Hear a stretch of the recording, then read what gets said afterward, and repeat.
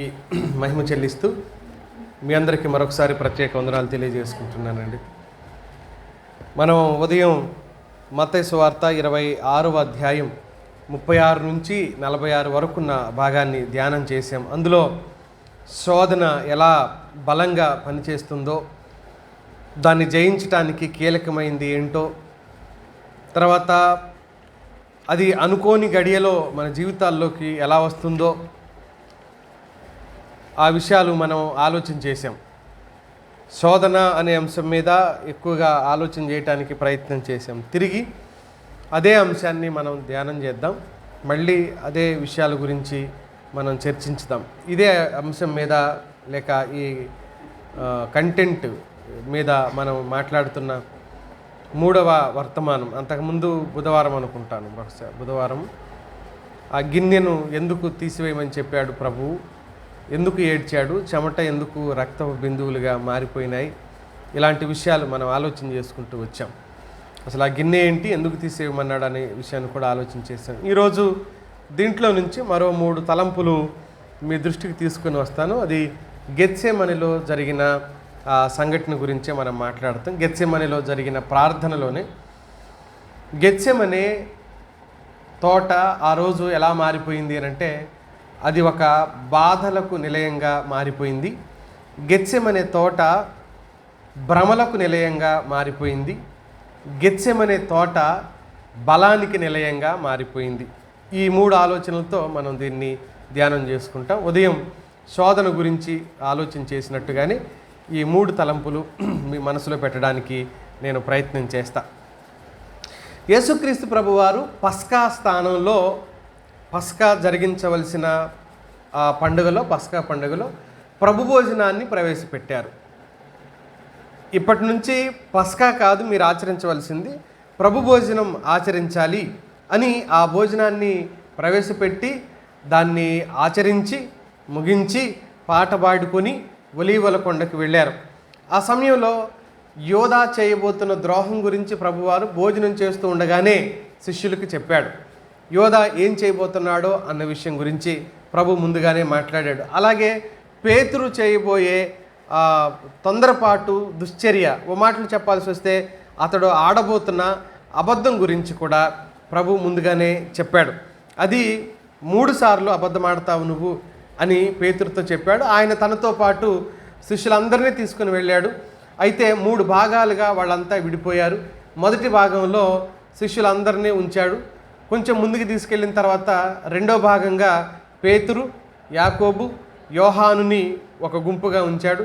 ఆయన 3వ స్టేజ్లోకి వెళ్ళిపోయి ఆయన ప్రార్థన చేయటం ప్రారంభించాడు. 3 గుంపులుగా ఆ జనం, లేకపోతే ఆ 12 మంది అయిపోయారు. బహుశా అక్కడ ఇస్కరియోతు యూదా లేకుండా ఉండవచ్చు. కారణం ఏంటంటే అతడు సైనికులను తీసుకొని వచ్చాడు కనుక. దేవాలయాన్ని కాపలా కాసే సెక్యూరిటీ పోలీసులు వాళ్ళు ఓ రకంగా, రోమా సైనికులు కాదు. మొదటిసారి యేసుక్రీస్తు ప్రభు వారిని పట్టి బంధించింది. సరే, జరిగింది అది. దాంట్లో మన 3 ఆలోచనలు మీ దృష్టికి వీలైనంత త్వరగా తీసుకుని వచ్చే ప్రయత్నం చేస్తాం. గెత్సేమనే బాధలకు నిలయంగా మారిపోయింది. అంతకుముందు చాలాసార్లు ప్రభు వెళ్ళాడంట అక్కడికి, ఆయన శిష్యులు కూడా వెళ్ళారంట అక్కడికి. కనుక అక్కడికి వెళతాడు ప్రభు అన్న విషయం శిష్యుడైన వాడికి ముందే తెలుసు కాబట్టి, శిష్యుడైన వాడికి ఆ విషయం పట్ల అవగాహన ఉంది కాబట్టి అక్కడికే వెళతాడు, ఇంకెక్కడికి వెళ్ళడు ప్రభు ప్రార్థన చేసుకోవడానికి. కనుక అక్కడికి వెళితే ప్రభువుని పట్టుకోవచ్చు అనే ఒక ఆలోచన, సలహా ఇచ్చి మరి వాళ్ళని తీసుకొని అక్కడికి వెళ్ళినవాడు ఇస్కరియోతు యూదా.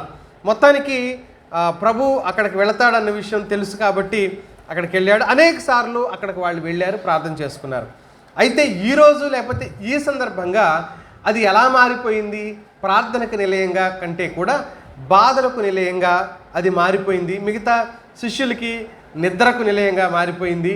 ప్రభువారు మాత్రమే ప్రార్థన చేసుకున్నాడు. ఎప్పటిలాంటి ప్రార్థన కాదు అక్కడ, అది బాధతో చేసిన ప్రార్థన యేసుక్రీస్తు ప్రభువారికి అయిపోయింది. దీంట్లో నేను 3 ఆలోచనలు మీ దృష్టికి తీసుకుని వస్తాను. ఆ 3 ఆలోచనలు ఏంటంటే, యేసు గొప్ప శ్రమలు అనుభవించిన చోటు. అది యేసు గొప్ప శ్రమలు అనుభవించిన చోటు. 36, 37 వచనాలు ఒకసారి చూద్దాం. 26వ అధ్యాయం 36, 37 వచనాలు.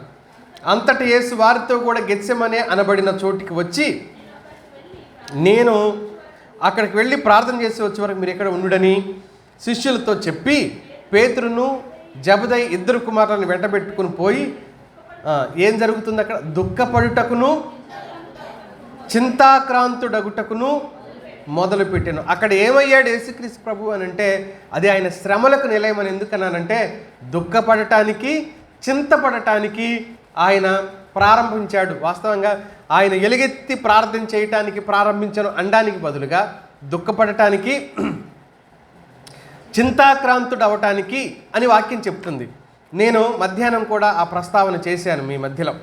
అదేంటంటే, ఈ మాట మనసులో ఉంచుకొని వినండి.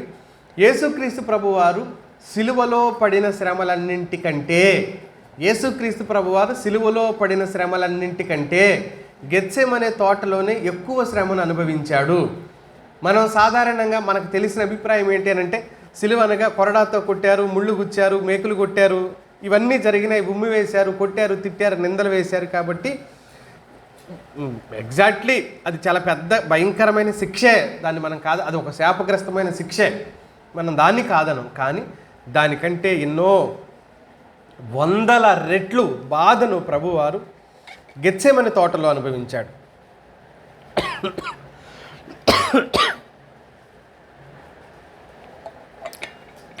గెత్సెమనే తోటలో అనుభవించాడు. దానికి ఉదాహరణగా నేను రెండు కారణాలను చూపించాను. మొదటి కారణం, సిలువలో ప్రభు ఏడవలేదు. ఏడ్చాడా? సిలువలో ప్రభు ఏడవలో, మౌనంగా ఉన్నాడు. ఆయనే పోయి అప్పగించుకున్నాడు కాదు, ఆయనే పోయి అప్పగించుకున్నాడు. పట్టుకోండి నేనే ఆయన్ని అన్నాడు. సిలువలో ఆయన ఏడవలేదు. గెత్సెమనే తోటలో మాత్రం చాలా ఘోరంగా ఏడ్చాడని వాక్యం చెప్తూ ఉంది. చాలా పెద్ద స్వరంతో ఏడ్చాడంట. సిలువలో ఆయన బాధపడుతున్నాడని, కృంగిపోతున్నాడని ఒక దూత వచ్చి ఆయన బలపరచలేదు. కానీ ఎక్కడికి వచ్చి బలపరిచాడు దూత? గెత్సెమనే తోటలోకి వచ్చి ఆయన బలపరిచాడు అని వాక్యం మనకు చెబుతుంది. అంటే గెత్సెమనే తోటలో ఆయన పడిన వేదన వర్ణనాతీతం, ఒక మనిషి ఊహించి రాయలేనంత స్థితి. కారణం ఏంటంటే, వాస్తవంగా కొన్ని విషయాలను మాత్రమే అక్కడ కోడ్ చేశాడేమో అని నా భావన. మనకు అవసరమైనవే పరిశుద్ధాత్ముడు రాయించాడు తప్ప, ఎందుకంటే ఆయన దగ్గరగా వాళ్ళు ఎవరూ లేరు, దూరంగా ఉన్నారు. ఒకవేళ దగ్గరగా ఉంటే ఏం చూసేవాళ్ళు, అసలు ఎలా ఉండేదో ఆ సంఘటన మనం ఊహించలేం. మన ఆలోచనలకి అది భిన్నంగా మారిపోయింది. అది ఏ స్థాయిలోకి వెళ్ళిపోయింది అని అంటే, చెమట రక్తంలాగా కారే అంతటి ఓ భయానకమైన వాతావరణం అక్కడ నెలకొంది. ఒత్తిడి, చాలా ఒత్తిడికి ప్రభువారు ఆ సందర్భంగా లోనయ్యారు అన్న విషయాన్ని మనం అర్థం చేసుకోవచ్చు. యేసుక్రీస్తు ప్రభువారు తన మరణం గురించి, తాను చనిపోబోయే విషయం గురించి ముందుగానే చెప్పినప్పటికీ కూడా, ఆయన దానికోసం ఎదురు చూస్తున్నప్పటికీ కూడా, ఇక్కడికి వచ్చిన తర్వాత శ్రమ, మానసిక శ్రమ ఆయన ఎక్కువగా అనుభవించవలసి వచ్చింది. అది ఈ సందర్భం మనకు తెలియజేస్తుంది. రెండో విషయం ఏంటంటే, యేసు అక్కడ తీవ్రమైన దుఃఖాన్ని భరించిన స్థలం అది. నేను రెఫరెన్స్లు ఏం చెప్పను, ముందుకు త్వరగా వెళ్ళిపోవడానికి ప్రయత్నం చేద్దాం. ఆయన తీవ్రమైన దుఃఖాన్ని 38వ వచనం చదివాం కదా, ఇదే మాట హెబ్రీ పత్రిక 5:7 కూడా చెప్తుంది. ఆయన శ్రమ అనుభవించాడు అని, దుఃఖం అనుభవించాడని రెండు కలిపి చెప్తాడు. హెబ్రీ పత్రిక రచయిత 5వ అధ్యాయం 7వ వచనంలో చెప్పబడుతుంది. శరీరధారి అయిన దినములలో రోదన అంటే ఏడుపు అని చెప్పలేదు అక్కడ. రోదనం అంటే కేకబెట్టి ఏడవటాన్ని రోదన అంటారు. రకరకాలు ఉంటుంది. దుఃఖాన్ని ఎలా చెప్తాం? జ్ఞాపకం చేసుకొని లోపల ఎక్కువ బయటికి రాకుండా ఏడవటాన్ని మన భాషలో కుళ్ళి ఏడుస్తున్నాడు అని అంటాం కదా. ఏడుపే అదొక రకమైన ఏడుపు. ఆ విషయాన్ని బయటికి శబ్దం రాకుండా తనే అనుభవిస్తూ కుళ్ళి ఏడవటం. ఇంకా అది శృతి మించినప్పుడు, భరించలేనప్పుడు గావు కేకబెట్టి ఏడవటం ఉందో చూడండి, దాన్ని రోదనం అని అంటాం. కంట్రోల్ చేసుకోలేకపోవటం అంటాం దాన్ని రోదన చేసి ఏడవటం అని అంటాం. యేసుక్రీస్తు ప్రభువారు ఎలా ఏడ్చాడని చెప్తుంది హెబ్రీ పత్రిక? పెద్ద శబ్దంతో, స్వరంతో ఏడ్చాడు అని చెప్తూ ఉంది. అందుకే దాన్ని ఏమంటాడంటే, ఆయన దుఃఖం. మనం 53వ అధ్యాయం యెషయా గ్రంథంలో కూడా చదువుతాం. ఆయన ఎలాంటి దుఃఖాన్ని, ఏ స్థితిలో దుఃఖాన్ని అనుభవించాడు. 4-5 వచనాల్లో చూడండి. 53వ అధ్యాయం. ఆయన మన రోగములను భరించెను, వ్యసనములను వహించెను, మొత్తబడిన వాడిగాను దేవుని వలన బాధింపబడిన వాడిగాను.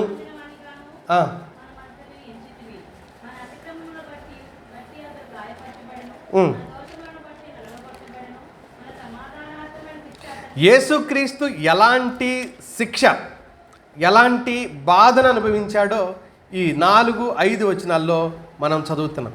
ఈ 4-5 వచనాలు వాస్తవంగా 53వ అధ్యాయం అంతా ఆయన బాధాకరమైన స్థితినే జ్ఞాపకం చేస్తూ ఉంది. దుఃఖం గురించిన ప్రస్తావన పైన ఉందో చూడండి. 3వ వచనంలో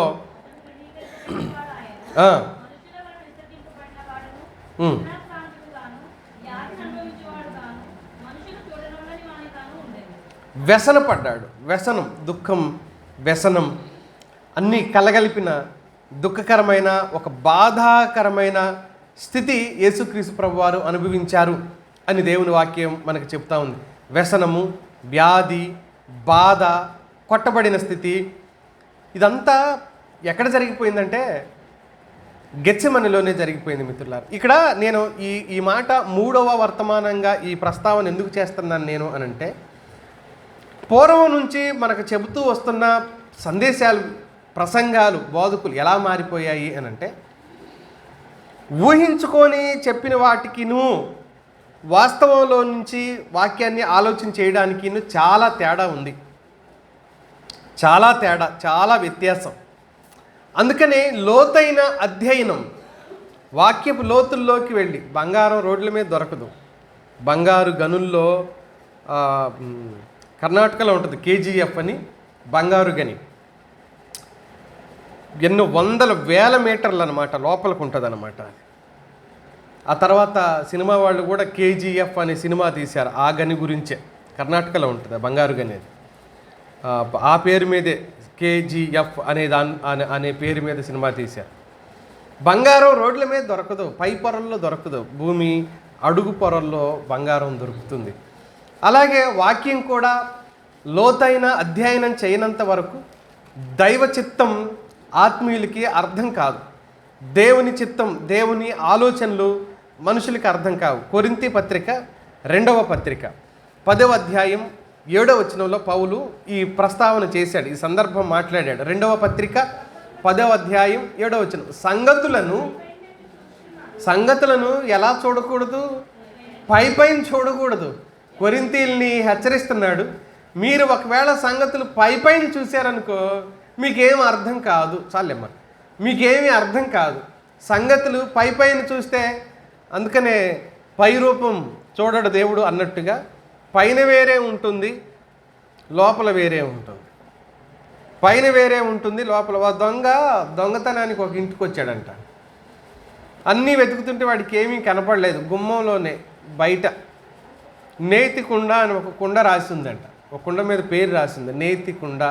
ఏమేమో కుండలు ఉన్నాయి, లోపల కొన్ని కుండలు ఉన్నాయి, కానీ బయట మాత్రం నేతి కుండ అని కనపడేసరికి వాడు అది ఎత్తుకొని పరిగెడుతున్నాడంట. నెయ్యిని దొంగిలించాను ఇంట్లో అనుకొని పరిగెడుతున్నాడు. చాలా దూరం పరిగెత్తిన తర్వాత ఎవడో సైకిల్ వాడు ఎదురుగా వచ్చేసి వాళ్ళిద్దరూ కొట్టుకున్నారు. ఆ కుండ పగిలిపోయింది. ఆ కుండ పగిలిపోయి వాడి మీద టమాటా తొక్కలు, మిరపకాయ తొక్కలు. మీకు అర్థమైంది ఏం కుండ అది? నేతి కుండ.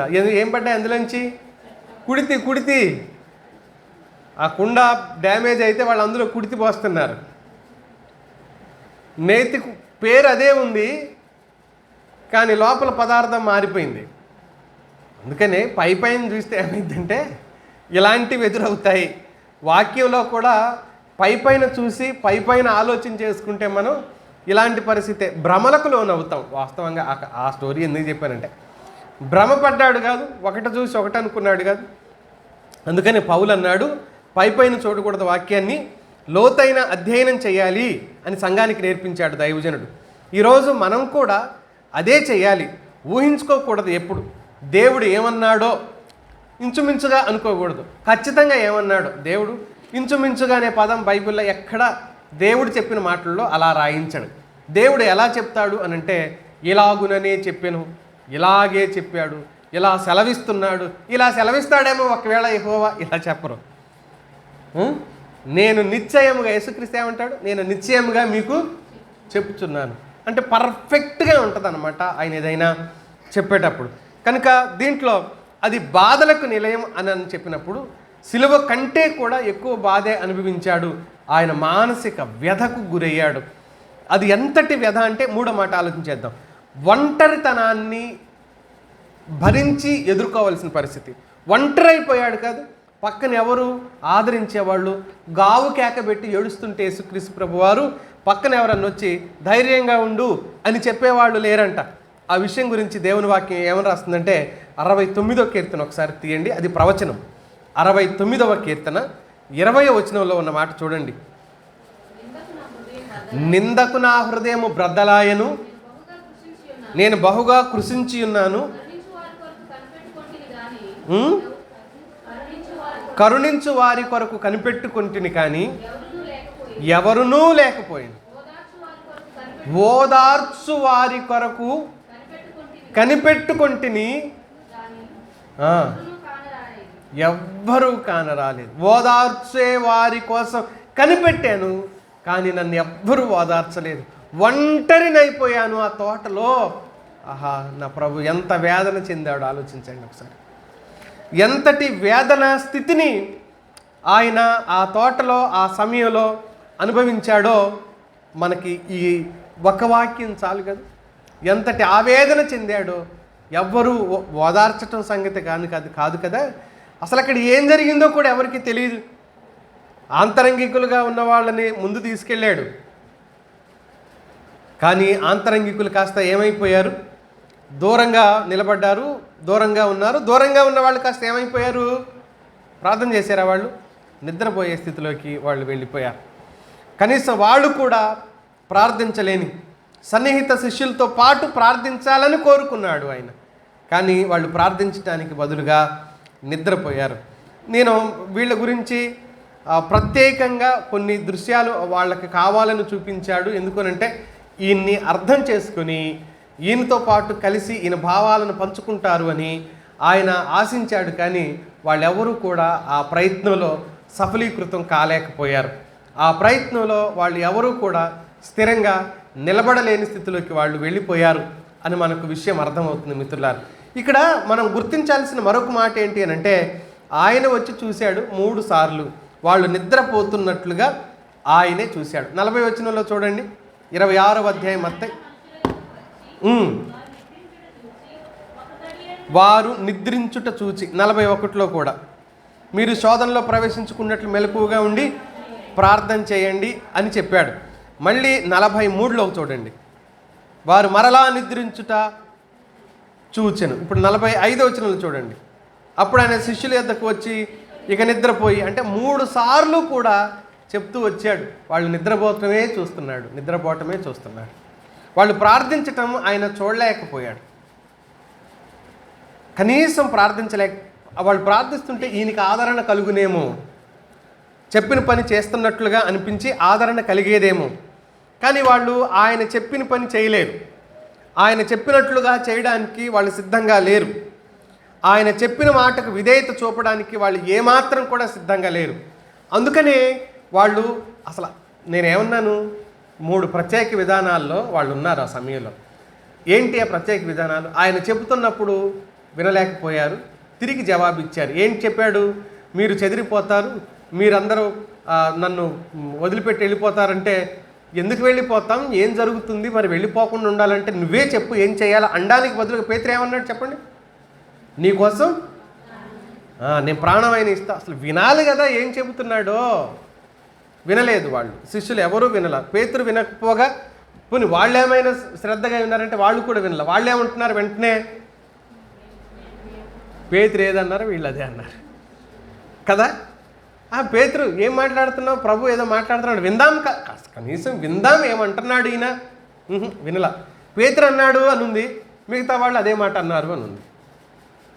రెండోసారి ప్రార్థన చేయండి అని అన్నాడు, చెప్పిన పని చేయలే, నిద్రపోతున్నారు. 3వ సందర్భంలో నేను అప్పగించుకోవడానికి వెళ్తున్నాను అన్నాడు, వీళ్ళు కత్తులు తీసుకొని పనిచేయటం మొదలుపెట్టారు. అంటే ఆయన ఆలోచనలు ఎక్కడా కూడా వాళ్ళు అనుసరించినట్లుగా లేరు. ప్రార్థనలోనే అలాంటి విజయాలు మనం సాధించగలుగుతాం మిత్రులారా. చాలా విషయాలు ఎలా ఉంటాయంటే తెలిసినట్టుగానే ఉంటాయి. తెలుసు అన్నట్టుగానే ఉంటాయి. భౌతిక జీవితం కావచ్చు, భక్తి జీవితం కూడా కావచ్చు. ఓహో అవే అంతే కదా, నాకు తెలుసులే అన్నట్టుగా ఉంటాయి. మరి తెలుసా అంటే తెలియదు, అనిపించింది అంటాం. అర్థమైందా అంటే అర్థమైంది అని అంటాం. మరి ఏం చెప్పానంటే ఏం చెప్పావో నాకు గుర్తులేదు కానీ నాకు అర్థమైంది అన్నాం అనుకో, ఇప్పుడు దాని అర్థం ఏంటి కదా? ఏం చెప్పావో గుర్తులేదు కానీ అర్థమైంది. వింటున్నావా అని పిల్లలకి చెప్పామనుకో, వింటున్నా. ఏం చెప్పానరా అంటే ఏం చెప్పినావు చెప్పు మళ్ళీ అంటారు. అంటే ధ్యాస ఎక్కడో ఉంటుంది అనమాట. వీళ్ళు అలాంటి ధ్యాసతోనే ఉన్నారు. ఈరోజు మన సమస్య ఇలాంటి విషయాల్లో మనం పరిష్కరించుకోకపోతే దేవుని సన్నిధిలో భక్తి చేస్తున్నట్లుగానే ఉంటాం, కానీ అది సరైన భక్తి కాకపోతే ఒకరోజు చాలామంది ఇలా ఫెయిల్ అవుతారు అని ప్రభు చెప్పాడా లేదా? 7వ అధ్యాయం మత్తయి సువార్తలో 21 నుంచి ప్రభు మాట్లాడుతూ, ఆ దినమున చాలామంది వచ్చి ప్రభువా ప్రభువా నీ నామమున మేము దయ్యాలను వెళ్ళగొట్టలేదా, ప్రవచింపలేదా, అనేకమైన అద్భుతాలు చేయలేదా? అప్పుడు ప్రభు ఏమన్నాడు? అసలు మీరెవరో నాకు తెలియదు, మీరు అక్రమం చేశారు ఈ భూమి మీద ఉన్న దినాల్లోనూ, మీరు నా దగ్గర నుంచి వెళ్ళిపోండి అని అన్నాడు ప్రభు. మీరు నా దగ్గర నుంచి వెళ్ళిపోండి, అక్కర్లేదు అని అన్నాడు. ఎంత బాధాకరమైన విషయం ఒకసారి ఆలోచించండి మిత్రులారా. ఇది ఎంత దుఃఖాన్ని కలిగించే సందర్భం ఆలోచించండి. వాళ్ళు ఏమనుకొని బ్రతికారు ఈ భూమి మీద? దయ్యాలు వెళ్ళగొట్టారు. దయ్యం వెళ్ళగొట్టడం అంత ఈజీ ఏంటి? దయ్యాలు వెళ్ళగొట్టారు, అద్భుతాలు చేశారు, రకరకాల కార్యక్రమాలు ప్రభు పేరటే చేశారు, సొంత పేరు మీద ఏం చేయలేదు. కానీ ప్రభు ఏమంటున్నాడు? అసలు మీరెవరో నాకు తెలియదు అని. శిష్యుల స్థితి అలాంటిదే. చాలాసార్లు చాలామంది మన మనసుకు శరీరానికి దగ్గరగా ఉంటారు, కానీ మన మనసులో ఏముందో వాళ్ళకి తెలియదు. శరీరానికి దగ్గరగా ఉండటానికిను మనసుకు దగ్గరగా ఉండటానికిను చాలా వ్యత్యాసం ఉంది మిత్రులారా.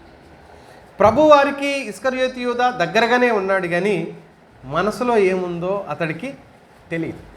అతడు అర్థం చేసుకోవటానికి ప్రయత్నం చేయాలి.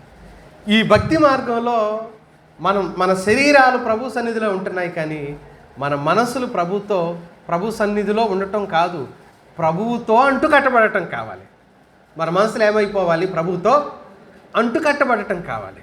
శరీరాలు వచ్చాయి కదండి, ఎవరు రానంత పర్ఫెక్ట్గా నేను మందిరానికి వస్తున్నాను, ఎవరు పట్టించుకోనంతగా నేను మందిరాన్ని పట్టించుకుంటున్నాను, ఎవరు ప్రార్థించిన ఇవన్నీ జరగవచ్చు మిత్రులారా. నేను ఇవి తప్పు అని నేను అసలు అనడం లేదు. నేను అనేది ఏంటి అని అంటే, మనం ఎంతవరకు ప్రభువుకి అంటుకట్టబడేంత దగ్గరగా మనం చేరగలుగుతున్నాం, ఆయన ఇష్టాన్ని మన ఇష్టంగా మలుచుకోగలిగాం. శిష్యులు ఆయన ఇష్టం ఏదో చివరి క్షణం వరకు చివరి క్షణం కాదు, ఆయన చనిపోయిన తర్వాత కూడా తెలుసుకోలేకపోయారు. ఆయన చనిపోయాక ఇంకేముంది అంతా అయిపోయింది చేపలు పట్టడానికి వెళ్ళారు కదా, వింటేగా ఫస్ట్ నుంచి సరిగ్గా ఏదైనా విషయాన్ని సరిగ్గా అర్థం చేసుకోవడానికి ఆలోచించడానికి వీళ్ళు వినలేకపోయారు. అందుకనే మరింత బాధకు కారణమైంది ప్రభు వారికి అది. అందుకని గెత్సేమనే దేనికి నిలయం అన్నాను? బాధలకు నిలయం. రెండో విషయాన్ని ఆలోచన చేస్తాను.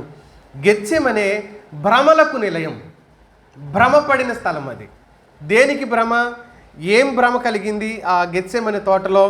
నేను 2 ఆలోచనలు మీ దృష్టికి తీసుకొని వస్తాను. ఇందులో యేసుక్రీస్తు ప్రభువారు 38వ వచనంలో ఇలా అన్నాడు, మరణమగునంతగా నా ప్రాణము బహుదుఃఖంలో మునిగింది. యేసుక్రీస్తు ప్రభువారిని భ్రమపరచి ఏమార్చి గెత్సెమనెలోనే చనిపోవాలని ఆశించాడు. ఎవరు? అపవాది. గెత్సెమనెలోనే చనిపోవాలని ఆశించాడు. దైవ చిత్తం ఏంటి? యేసుక్రీస్తు ఎక్కడ చనిపోవాలి? సిలువలో చనిపోవాలి. కానీ ఆయన్ని ఏమార్చి ఎట్టాగు చచ్చేది చావే కాబట్టి ఇక్కడే చావు అన్నట్టుగా ఆయన్ని మానసిక ఒక శోభలోకి నెట్టివేయటం ద్వారా గెత్సెమనెలోనే చనిపోయే ప్రమాదం ప్రభు వారికి అక్కడ ఏర్పడినట్లుగా మనం ఈ సందర్భంగా విషయాన్ని అర్థం చేసుకోవచ్చు. అందుకనే అక్కడ పరిచే పరిస్థితి వచ్చింది, భ్రమపడే పరిస్థితి, భ్రమకరమైన స్థితి. 39వ వచనంలో దైవ చిత్తానికి ఆయన పూర్తిగా అప్పగించుకోవటం వలన అపవాది శోధనను ఆయన ఏం చేశాడు? జయించగలిగాడు. ప్రభు ఏమంటాడు చివరిలో? 39 వచ్చిన చివరిలో, అయినను నా ఇష్ట ప్రకారం కాదు తండ్రి, నీ చిత్త ప్రకారమే కానీనైనా నీకు నచ్చినట్లుగానే జరగని, భ్రమపడ్డాడు యేసుక్రీస్తు, భ్రమపరచబడ్డానికి లోనయ్యాడు యేసుక్రీస్తు. కానీ ఆయన నిలబడ్డాడు, స్థిరంగా నిలబడి భ్రమలను కూడా జయించగలిగే పరిస్థితి వచ్చింది. ఆయనే అంటున్నాడుగా, నా ప్రాణము మరణమయ్యేంత దుఃఖంలోకి వెళ్ళిపోతుందేమో, నేను చనిపోతానేమో, ఇక్కడ చనిపోతే దేవుని చిత్తం నెరవేర్చబడదేమో, నేను ఇక్కడ చనిపోతే దేవుని ఉద్దేశం నష్టపోతుందేమో. ఈ మిగిలిన సువార్తల్లో కూడా ఈ మాట, నా ప్రాణం మరణమగునంతగా దుఃఖంలో ఉంది. చాలా బరువైన వేదనతో ఆయన కృంగిపోయాడు, బరువైన భావనతో కృంగిపోయాడు. ఒక అనిశ్చితి ఏర్పడింది. నెక్స్ట్ ఏంటి అని అర్థం ఒక కన్ఫ్యూజన్లోకి వెళ్ళిపోయాడు యేసుక్రీస్తు ప్రభువారు. కన్ఫ్యూజన్లోకి నెట్టివేయబడ్డాడు.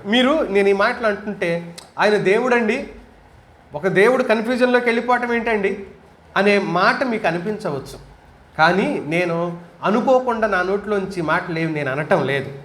ఆయన సంపూర్ణ మానవుడు, అదే సమయంలో సంపూర్ణ దేవుడు.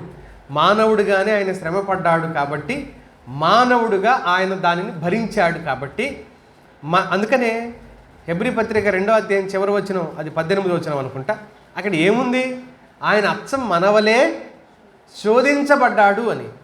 అంటే మనవలే అంటే ఒక మనిషి ఎలా శోధించబడతాడో,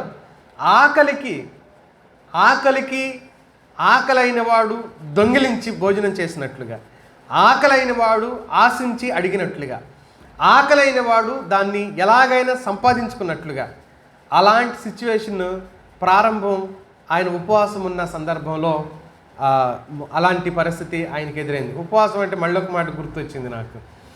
ఆయన సంవత్సరం ఉపవాసం ఉన్నాడా 40 రోజులు? మీరెవరు ఏం మాట్లాడట్లా, నేనేమైనా తప్పు అంటే నాకు చెప్పండి. ఆయన సంవత్సరం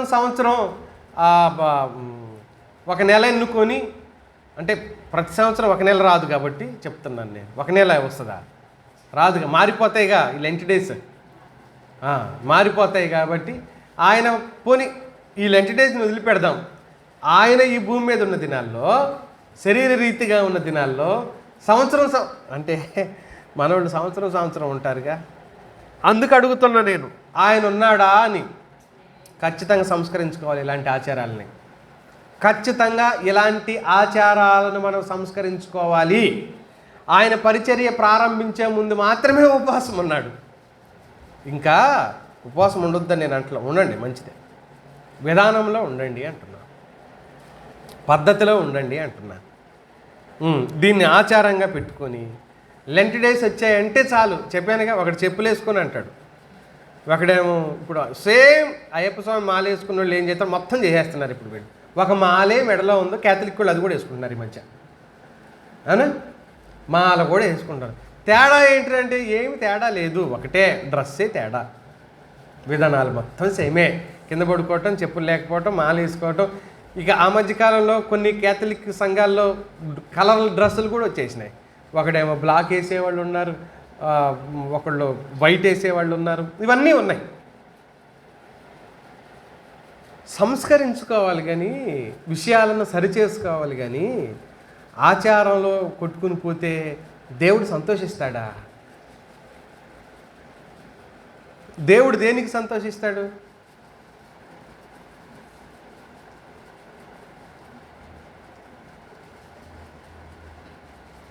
నేను మొన్న చెప్పాను కదా పద్యం, వేమన పద్యం ఏంటది, ఆత్మశుద్ధి లేని ఆచారమది ఎలా, బాండశుద్ధి లేని పాకమది ఎలా, చిత్తశుద్ధి లేని శివపూజలేలా అన్నాడు అనమాట. పాత్ర కడగకుండా వంట చేస్తే ఏం ప్రయోజనం, ఆత్మశుద్ధి లేకుండా ఆచారం చేస్తే ఏం ప్రయోజనం?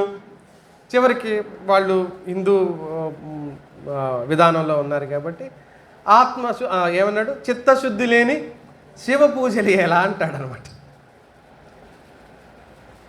శరీర సంబంధమైన భక్తి విధానాన్ని అనుసరించే వాళ్ళే సంస్కరణ కోసం ఇంత ప్రయాసపడితే అది నిజమో కాదో వాళ్ళకే తెలియదు. యేసుక్రీస్తు ప్రభు రక్షణను అనుభవించాం కాదు, మనం అనుభవించలేదా? ఆయన్ని కళ్ళతోనే చూడలేదు కానీ ఆయనతో ఎంత సహవాసం చేసాం, ఎన్ని మాటలు మాట్లాడాం, ఆయన నుంచి ఎన్ని జవాబులు పొందుకున్నాం, జవాబిచ్చాడని ఇక్కడ నిలబడి ఎన్ని సాక్ష్యాలు చెప్పుకున్నాం. ఆయన లేకపోతే ఇవన్నీ జరుగుతాయా? మరి ఇంత వాస్తవిక దృక్కోణం మనకు తెలిసి ఉండి కూడా మళ్ళీ ఆచారాల్లోకి వెళ్ళిపోతే ఆయన దుఃఖపరిచినట్టు కాదా? భ్రమ, భక్తి అనుకొని చేసేది ఇదంతా భ్రమ గురించే మాట్లాడతాను. నేను టాపిక్లోనే ఉన్నాను. ఈరోజు సంఘం పడుతున్న భ్రమ ఇది. భక్తి అనుకొని చేసే ఒకలాంటి భ్రమ.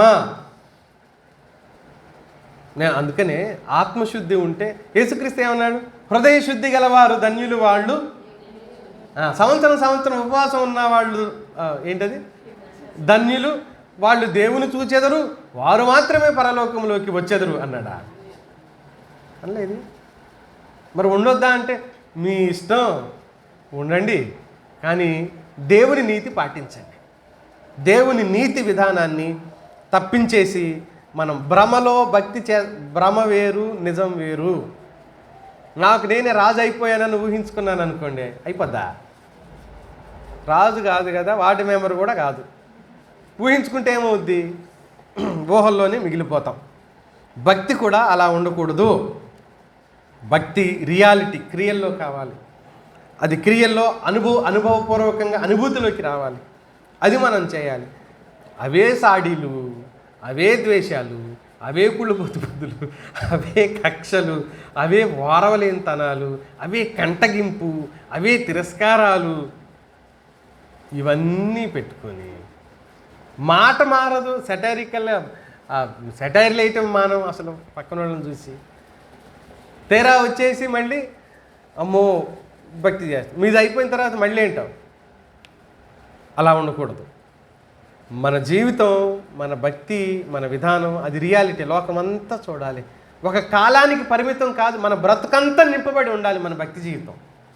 ఒక కాలానికి పరిమితం అవి ఉండకూడదు మిత్రులారా. అలా ఉండటానికి వీలే లేదనే విషయాన్ని నేను మళ్ళీ జ్ఞాపకం చేస్తున్నాను మీకు. అందుకనే ఇది భ్రమలకు నిలయం అయిపోయింది. ఆ భ్రమలో నుంచి ప్రభు బయటకు వచ్చేసాడు. కానీ ఈరోజు సంఘం భ్రమలో ఉంటే అది ప్రమాదం అని చెప్తూ ఉన్నాను నేను. ఆయన కలిగిన దుఃఖాన్ని మరణం కలిగించేంతగా ఆయన అనుకోవటం. దుఃఖాలు రకరకాలుగా వస్తాయి. ఇందాక నేను దుఃఖాలు ఇలా ఉంటాయని, కానీ దేవుడు చెప్పిన లేఖనంలో చెప్పిన దుఃఖాలు 2 రకాలుగా చెప్పాడు. అదేంటంటే కొరింథీయులకు పౌలు రాసిన మొదటి పత్రిక 7వ అధ్యాయం 10వ వచనంలో దైవజనుడు చెప్పాడు.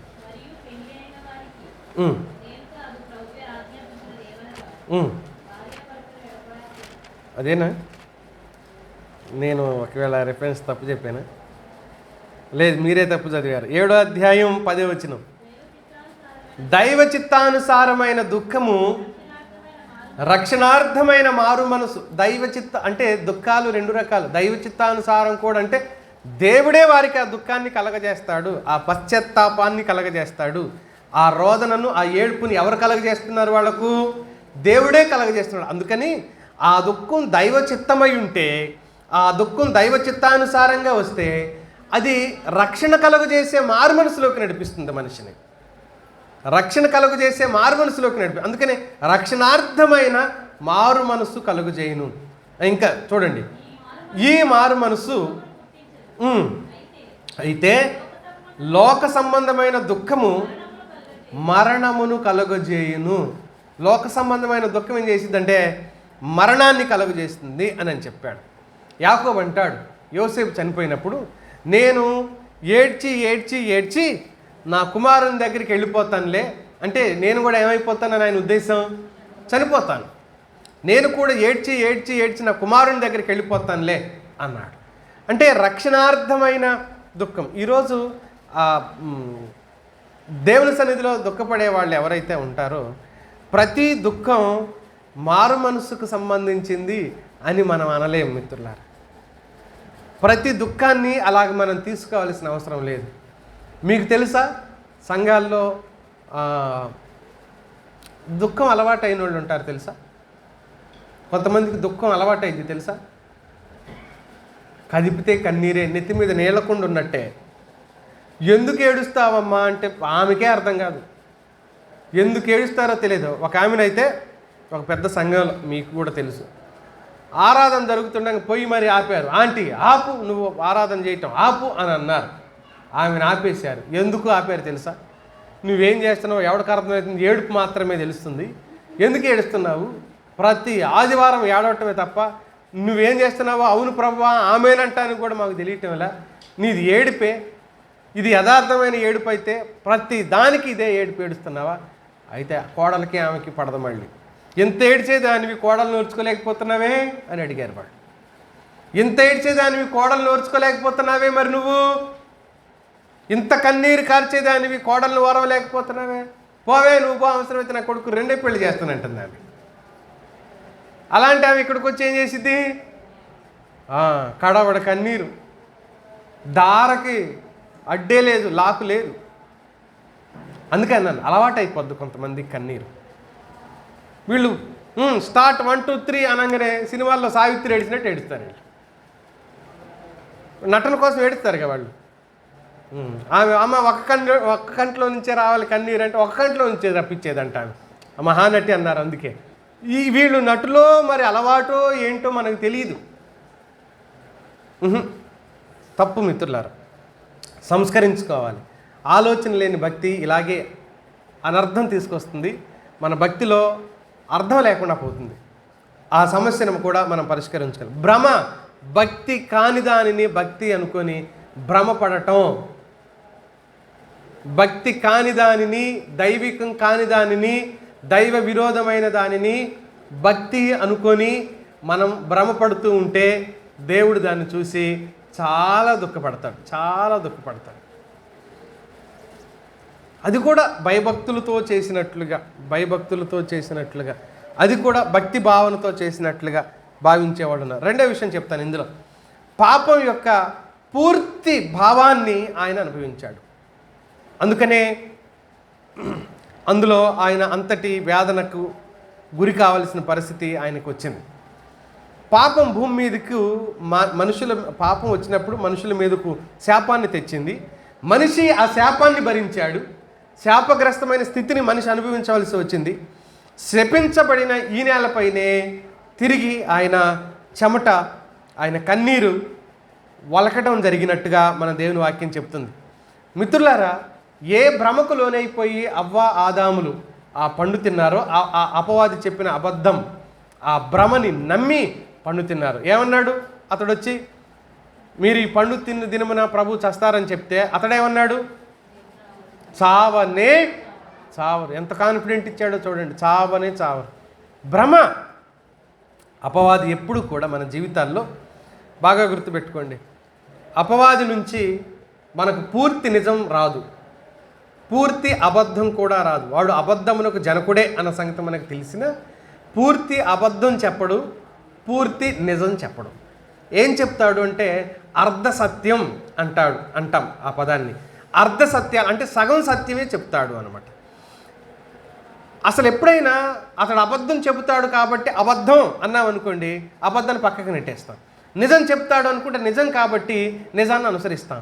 ఇప్పుడు కలిపి చెప్తే అనుసరిస్తావా, విడిచిపెడతావా? అసలు దేన్ని అనుసరిస్తావు ఇప్పుడు? కనుక అతడు మన జీవితాలను ఏం చేస్తాడు? కన్ఫ్యూజన్లో పెట్టేస్తాడు, భ్రమలకు లోనయ్యేలాగా చేస్తాడు. అందుకని ఆ ఆత్మను ఏమన్నాడు?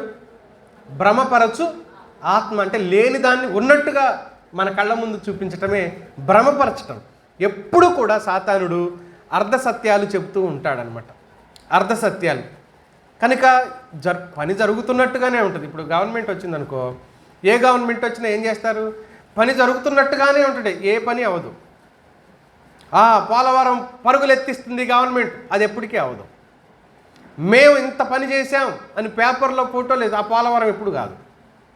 మరి చేయట్లేదంటే చేస్తారు, మరి అవ్వట్లేదే, చేస్తే అవ్వాలిగా, చేస్తున్నట్టుగా చేస్తారు. గవర్నమెంట్ ఏ గవర్నమెంట్ వచ్చినా ఏం చేస్తారు? చేస్తున్నట్టుగా చేస్తారు. పేపర్ ప్రకటన ఇచ్చేస్తారు, ఇలా చేయబోతున్నాం, ఇదిగో దీని రూపం. మొదలైందా? మొదలైనవి. వాళ్ళకి బాగా ఉదే పేపర్లు ఏమంటారంటే శరవేగంగా ఫలానా పనులు. ఏం వేగం అంటది? శరవేగంగా. మరి ఎప్పటికైద్ది? ఈ గవర్నమెంట్ మళ్ళీ వచ్చేసరికి ఓడిపోయి మళ్ళీ వచ్చినా కూడా అది అవ్వదు. అంటే అవి ఎలా ఉంటాయి అని అంటే మరి జరగట్లేదా? జరుగుతున్నట్టుగానే ఉంటాయి, కానీ అయిపోదు. ఇప్పుడు ఏ పనైనా చేస్తూ ఉంటే ఒక రోజుకి అయిపోవాలి కదా, ముగింపు అనేది ఉంటుంది కదా. కానీ గవర్నమెంట్లు చేసే పనులు ముగింపు రావు.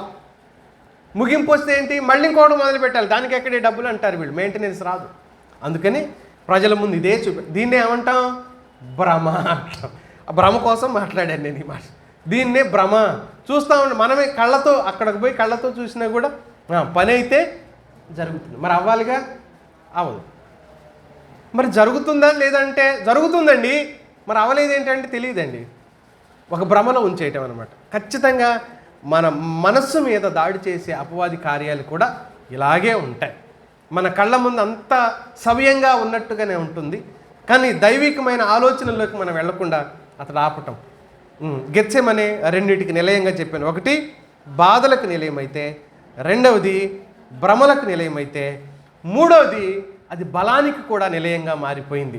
అది ఎంతటి బలానికి నిలయంగా మారిపోయింది అనంటే నేను 4 తలంపులు మీ దృష్టికి తీసుకొచ్చి ముగించేస్తాను. మొదటి తలంపు ఏంటి అనంటే, యేసు విచారకరమైన ప్రార్థన చేసినప్పుడు మనం ఆ తోటలో చూస్తాం. ఎలాంటి ప్రార్థన ఆయన చేసింది, ఎంతో విచారం కాదు, అది చాలా బహుశా అంతటి విచారకరమైన ప్రార్థన మనం ఇంకెక్కడ చూడం. దుఃఖంతో ప్రార్థన చేసిన వాళ్ళని చాలామంది చూసాం, కానీ ఆ ఏ స్థాయి విచారం అంటే చెమట కాస్త ఎలాగో మారిపోయి భూమి మీద పడింది, నేలను పడుచున్న గొప్ప రక్తపు బిందువులాగా మారిపోయే స్థితిలోకి, అది ఎంతటి స్ట్రెస్ అయిపోతే అలాంటి అది ఒక రోగమని, అది ఇప్పుడు కూడా సైన్స్ దాన్ని ధృవీకరించిందని నేను బుధవారం దాన్ని జ్ఞాపకం చేసి ఆ జబ్బు పేరు కూడా నేను మీకు చెప్పడం జరిగింది. తెలంగాణలో అలాంటి జబ్బు ఉన్న వాళ్ళు 3 ఉన్నారని కూడా చెప్పాను. ఇప్పుడు మన స్టేట్లో 3 పేషెంట్లు ప్రజెంట్ ఉన్నారు.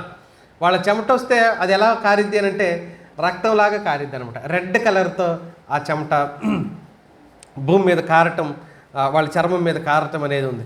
ప్రార్థనలో ఆయన వేదన ఏంటి, ఆయన వేదన అంటే ఆయన భంగిమ ద్వారా అది చూడొచ్చు. ఎలా ప్రార్థన 39 వచ్చిన చూడండి, ఆయన భంగిమ ఏంటి చూడండి.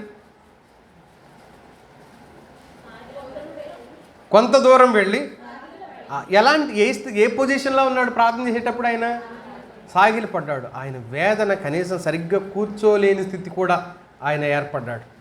సరిగ్గా కూర్చోలేని స్థితి, ప్రశాంతంగా కూర్చొని ప్రభువా అని ప్రార్థన చేయడం లేదు. ఆయన ప్రశాంతంగా కూర్చొనివ్వలేదు ఆయన వేదన, ఆయన్ని ప్రశాంతంగా కూర్చొనివ్వలేదు ఆయన వేదన.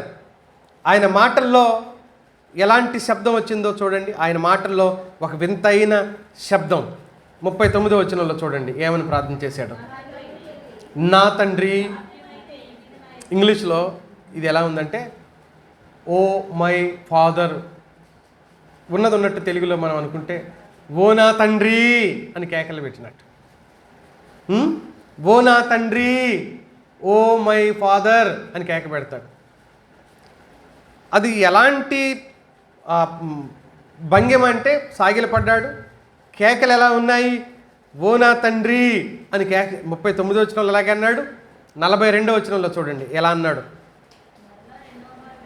నా తండ్రి అన్నాడు.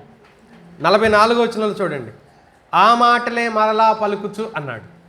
అంటే ఆయన ఏమని పలుకుతున్నాడు, తండ్రి అని గట్టిగా కేకలేసి ప్రార్థన చేస్తున్నాడు. మూడవది ఆయన ఎలా విజ్ఞాపన చేసాడు, ఇందాక మనం చదివేం కాదు, ఆయన వ్యక్తపరిచిన భయం, దైవ భయం. విజ్ఞాపనలు ప్రార్థనలు చేసేటప్పుడు లోబడి ప్రార్థన చేశాడంట, విధేయత చూపించాడు కాబట్టి ఆయన అంగీకరించబడ్డాడని హెబ్రీ 5:7లో చదివేం కాదు. 3 ఆలోచనలు ఏంటి. మొదటి ఆలోచనలో ఆయన వేదన భంగిమలో లేకపోతే ఆ పొజిషన్ మనకు తెలియజేస్తుంది. ఆయన మాటల్లో శబ్దం ఆయన దేవుడికి ఎంత గౌరవాన్ని ఇస్తున్నాడో అర్థమవుతుంది. ఆయన వ్యక్తపరిచిన దైవిక భయం ఆయన విజ్ఞాపనలో ప్రత్యక్షపరచబడుతుంది అని దేవుని వాక్యంలో మనం చూస్తాం మిత్రులారా. రెండవ తలంపు ఏంటి అని అంటే ఆయన బలానికి నిలయం అని ఎందుకు అంటున్నాము అని అంటే దేవుని చిత్తానికి పూర్తిగా తనను తాను అప్పగించుకునేంత ధైర్యాన్ని తెచ్చేసుకున్నాడు యేసుక్రీస్తు ప్రభు. అంతకుముందు నా దగ్గర నుంచి తొలగించు, నేను చచ్చిపోతానేమో, ఏడ్చి కూడా నేను చచ్చిపోతానేమో, నా స్థితి బాగలేదు, నా పరిస్థితి బాగలేదు అనేలాగా ప్రార్థన చేసిన యేసుక్రీస్తు ప్రభు వారి కాస్త నా చిత్తం కాదు నీ చిత్తమే అనేలాగా. అంటే ప్రార్థనలో మాటల్లో తేడా ఏంటంటే విజయం వైపుకి ఆయన అడుగులు వేస్తూ ఉన్నాడు. ఈ గిన్నె తొలగించు అన్న దగ్గర నుంచి నీ చిత్తమే జరిగించు అనే వరకు వచ్చేసాడు. ఇది నాకు వద్దు అనే దగ్గర నుంచి ఇదే నీ చిత్తం అయితే ఇదే ఎదుర్కోవటానికి నేను సిద్ధం అని ప్రార్థన చేశాడు. నేను మధ్యాహ్నం జ్ఞాపకం చేశాను అన్నమాట. జవాబు చెప్తారనుకున్నాను, అప్పుడు చెప్పలేదు. నేను చెప్పాను తర్వాత. ఏంటి? యేసుక్రీస్తు ప్రభువారు చేసిన ప్రార్థనకు జవాబు వచ్చిందా అని అన్నాను నేను. తండ్రి నీ చిత్తమైతే ఈ గిన్నె నా యొద్ద నుండి తొలగిపోనిమ్ము అని అన్నాడు ప్రభువారు. సేమ్ ఇలాంటి ప్రార్థన పౌలు చేశాడు. ఏమని చేశాడు పౌలు? ముమ్మారు ప్రార్థన చేశాడంట. ఏమని ముమ్మారు?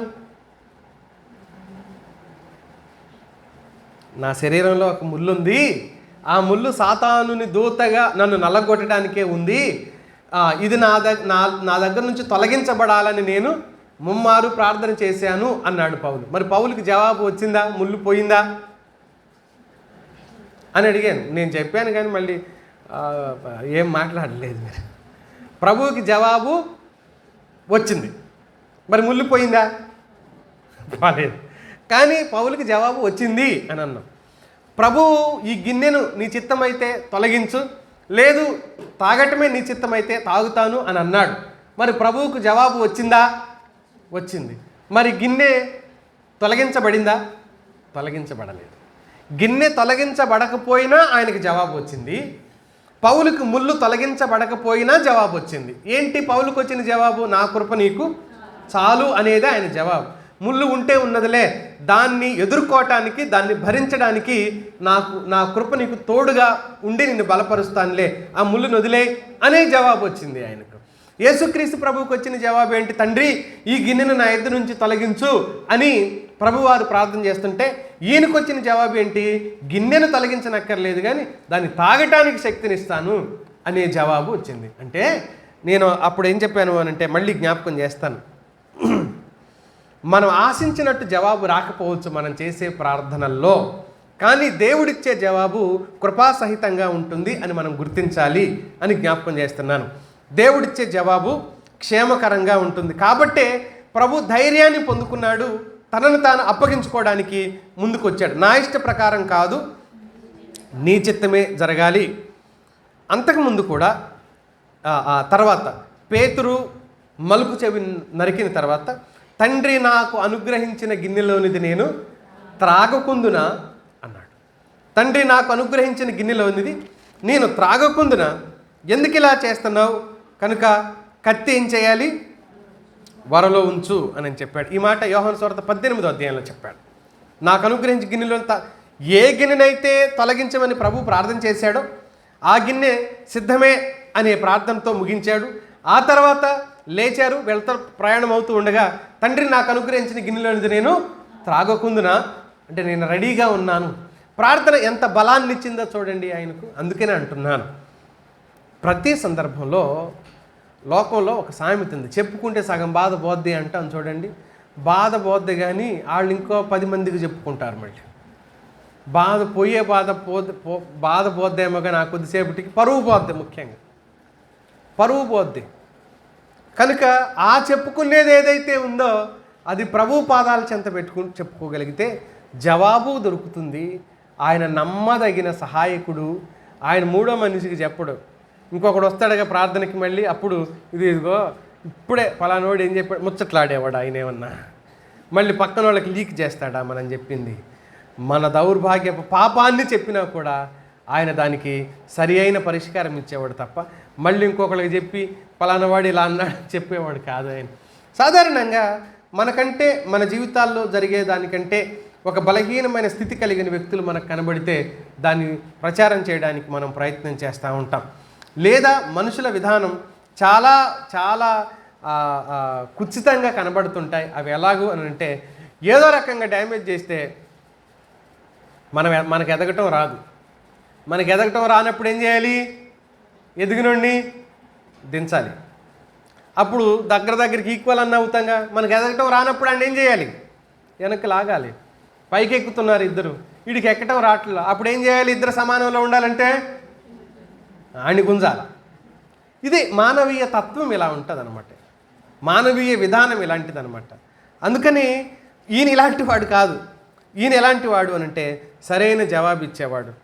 జవాబు మాత్రమే కాదు, మనం ఆయన పాదాల చెంత పెట్టుకోగలిగినప్పుడు మన మనసులో ఉన్న ఆర్ద్రత ఎలాంటిది, ఆ దుఃఖం, దాని బరువు, దాని విలువ ఎలాంటిదో ఎరిగి సరైన జవాబు ఇవ్వగలిగిన మనసున్న మంచి దేవుడు ఆయన. దీంట్లో నా ఇష్టం కాదు నీ ఇష్టం అన్నప్పుడు పాపంపై పూర్తి విజయాన్ని ప్రభు సంపాదించుకున్నట్లుగా ఆ తోటలోనే పూర్తి విజయం. అందుకనే గెత్సెమని తోటలో ప్రార్థనకిను సిలువ మీద పలికిన 7 మాటలకిను ఉన్న ప్రత్యేకతలు, సాధారణంగా మనం ఆ 7 మాటల గురించే ప్రతిసారి మాట్లాడుకుంటుంటారు. ప్రతి సంవత్సరం ఒక్కొక్క మాట, ఎన్ని సంవత్సరాలు పోయినా ఆ 7 తప్ప ఇంకేం దొరకవు మనకి. అవే మాట్లాడుకుంటూ మంచిదే, తప్పేం కాదులే, కానీ ఏవో మొత్తానికి వాటి గురించి చర్చించుకొని అవతలకి వెళ్ళిపోతాం. అది ముగించి అది ఒక పని అయినట్టు దాన్ని ముగించేసామని అవతలకి వెళ్ళిపోతూ ఉంటాం. కానీ ఆయన అసలు వేదన పడింది ఆలోచన చేయంగా. ఆ రోజున అయ్యే మాట్లాడుకోలేని రూల్ ఏమైనా ఉంటుందా? బైబిల్లో అవే మాట్లాడవలెను ఏదన్నా అధ్యాయంలో వచనాల్లో ఉన్నాయా? పైగా మళ్ళీ ఎవరు మాట్లాడతారు అవి? మనుషులేలే, దేవదూతలు వస్తారు. భలే చెప్తున్నారు చూడు. మనుషులే. ఎప్పుడు బైబిల్ చదవనాళ్ళు, ఎప్పుడు బైబిల్ చదవనాళ్ళు. ఇప్పుడు నేను నిజాలు మాట్లాడితే నన్ను ఏమంటారంటే విమర్శించుతాడు. విమర్శ? ఇది విమర్శ? నిజమా విమర్శ? చెప్పండి మీరు, గుండె మీద చేసుకుని చెప్పండి.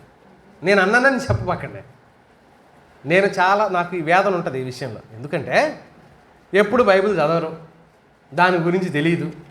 ఇప్పుడు వచ్చి 7వ మాట ఏంటంటే అన్నామనుకో, అంటే మళ్ళీ 7వ మాట వాళ్ళు కోపం వచ్చిద్దేమో, కానీ పోనీ ఏదో ఒక మాట మొదలు పెట్టామనుకో, అంటే మన టైం వేస్ట్ కాదా? అదంతా మన సమయం వేస్ట్ కాదు? మనకి ఏం చెప్తే విని నేర్చుకొని పోవాలి ఇక్కడి నుంచి. అప్పుడు ఆచారం కాకపోతే ఏమంటారు మరి ఇప్పుడు దీన్ని? ఆచారం కాకపోతే ఏమంటాం మరి ఇప్పుడు దీన్ని మనం? కనుక ఇవే మార్చబడాలి, సంస్కరించబడాలి దేవుని సన్నిధిలో. సంస్కరణ చాలా అవసరం. 3వ మాట జ్ఞాపకం చేస్తాను చూడండి. ప్రత్యేకమైన ఓదార్పును అనుభవించాడు. బలం అని ఎందుకన్నానంటే ఎంతటి ఓదార్పు. లోకస్వార్త చూద్దాం ఈ మాటకి. 22:43 వచనాల్లో, 22:43 వచనంలో, అప్పుడు పరలోకము నుండి ఒక దూత ఆయనకు కనబడి ఆయనను బలపరచెను. జవాబు పొందిన ప్రార్థన ఇది. ప్రత్యేకమైన ఓదార్పు ఇది. ఆయన అడిగిన సమాధానం కాకపోయినా ఇది దేవుడిచ్చిన సమాధానంగా మనం చూడొచ్చు. ఆయన ఒక దూత నుండి ప్రోత్సాహం పొందటం, భిన్నమైన స్థితిలో దేవుని జవాబు మన జీవితాల్లో కలగటం. అయితే మన జీవితాల్లో ఆవేదనకరం ఏంటంటే అసలు అది జవాబనే మనం అర్థం చేసుకోం కొన్నిసార్లు. అది దేవుడిచ్చిన జవాబనే మన తలంపుల్లో ఉండకపోవటం అనేది బాధపడవలసిన విషయం. ఎందుకంటే మన గురేముంది, జవాబు కూడా మనమే డిజైన్ చేసుకుంటాం మన మైండ్లో. ఇలా జరగాలి, ఇలా అవ్వాలి. కోరుకోవటం తప్పేం కాదు, మనం డిజైన్ చేసి అడగటం తప్పేం కాదు. కానీ దేవుడు ఏమి ఇవ్వాలనుకుంటున్నాడో కూడా అర్థం చేసుకోగలగటం ముఖ్యం. దేవుడు మనకి ఎలాంటి జవాబు ఇవ్వాలనుకుంటున్నాడో అనేది కూడా అర్థం చేసుకోవటం అవసరం. అలా అర్థం చేసుకోలేనప్పుడు దేవుడిచ్చిన జవాబు మనకు బలం కంటే కూడా బలహీనంగా మారిపోయే ప్రమాదం ఉంది. దేవుడిచ్చిన జవాబుని మనం ఎలా చూస్తాం? అప్పుడు నేను అడిగింది ఇది కాదు కదా, అదిగా అనుకుంటాం. ఏది మనకి బాగా, మళ్ళీ చెప్తున్నాను, కృపాసహితమైందే ఇస్తాడు దేవుడు. మనం నష్టపోవటానికి ఎప్పుడు మనకు జవాబు ఇవ్వడు. మనకు మేలు కలగజేయటానికి దేవుడు జవాబిస్తాడు. 4వ మాట చెప్తాను చూడండి. యేసుక్రీస్తు ప్రభువారు పునరుద్ధరించబడిన తీర్మానానికి వచ్చేసాడు. అదే బలం అన్నాను. పునరుద్ధరించబడిన తీర్మానం. ఎంతగా పునరుద్ధరించబడ్డాడో ప్రభు. పూర్తిగా ఆయన పునరుద్ధరించబడటం. చివరి ఆ 2 వచనాల్లోనే ఆయన సిద్ధపడిపోయి శిష్యులతో అంటున్నాడు, మీరు అలసట తీర్చుకోండి, నా సమయం వచ్చింది, ఇదిగో ఆ గడియ వచ్చి ఉన్నది. మనుష్య కుమారుడు పాపుల చేతికి అప్పగించబడబోతున్నాడు, లెండి వెళ్ళుదాము, ఇదిగో నన్ను అప్పగించేవాడు సమీపంగా ఉంది. ఆయనకు అర్థమైపోయింది, దగ్గరగా వచ్చేస్తున్నారు, వాళ్ళు నడిచి వస్తున్నారు, నాకు అర్థమైపోయింది అన్నాను. ఎంత బలం పొందుకున్నాడు. ఏడ్చినవాడు, ఏడ్చి చనిపోతాడేమో అనుకున్నవాడు, నా దగ్గర నుంచి దీన్ని తొలగించు తండ్రి అని మాట్లాడినవాడు బలం పొందుకున్నాడు. చూడండి, ఎప్పుడైనా మన నిజమైన బలం మనం ఎక్కడ పొందుకుంటాము అని అంటే ప్రార్థనలో పొందుకుంటాం. ప్రార్థనలో పొందుకుంటాం. దేవుని ఆత్మ మన హృదయంలో సమాధానం ఇస్తాడు, నెమ్మదినిస్తాడు. ఆ పరిష్కారం ఎటువైపు నుంచి దేవుడు పరిష్కారం ఇస్తాడో మనకు తెలియదు, మనకు అక్కర్లేదు.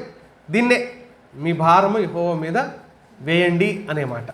ఆయన మీద వేయటం, ఆయన ఏం చేస్తాడో కనిపెట్టడం, ఇదే ఈరోజు మన ముందున్న తక్షణ కర్తవ్యం. 3 ఆలోచనలు చెప్పాను, చెప్పగలరా? మొదటిది, బాధలకు నిలయం, భ్రమలకు నిలయం, బలానికి నిలయం.